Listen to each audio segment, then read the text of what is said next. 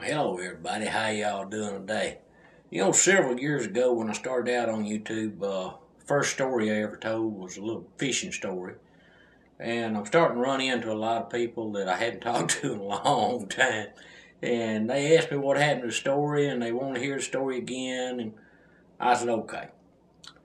So this is the first story I ever told on YouTube. Several years ago, I was out in a little P-row back up in the swamp.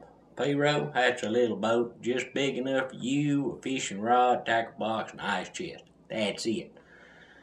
Anyway, I was in that little boat, and I wasn't seriously fishing. And, sun was going down, and cypress trees was out, and the moss is hanging from it, and the sun going down. It's real pretty. And I just kind of easing along there, and there was a squirrel up there on the bank just a playing, and I was sitting there watching that squirrel, and I wasn't really serious fishing. But there was a tree that had fallen over into the water, and that squirrel ran out the end of that tree, and he was right there in front of me, and I said, well, I'm just going to sit here and watch him. And there was a hickory nut laying right there at the end of that log, and that squirrel run out there at the end of that log. He picked that hickory nut up, and he was sitting there eating that hickory nut.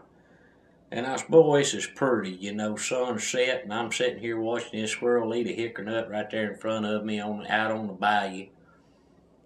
All of a sudden, one of them big old swamp bass come up out that water and just shoom, took squirrel, hickory nut, and all right off the end of that log, and there it went right up underneath the water.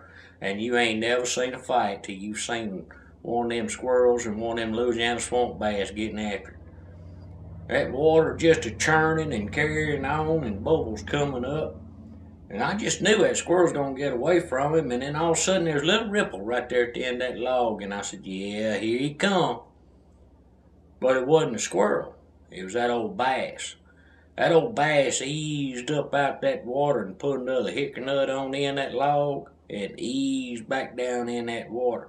And that's how big and smart they get down here.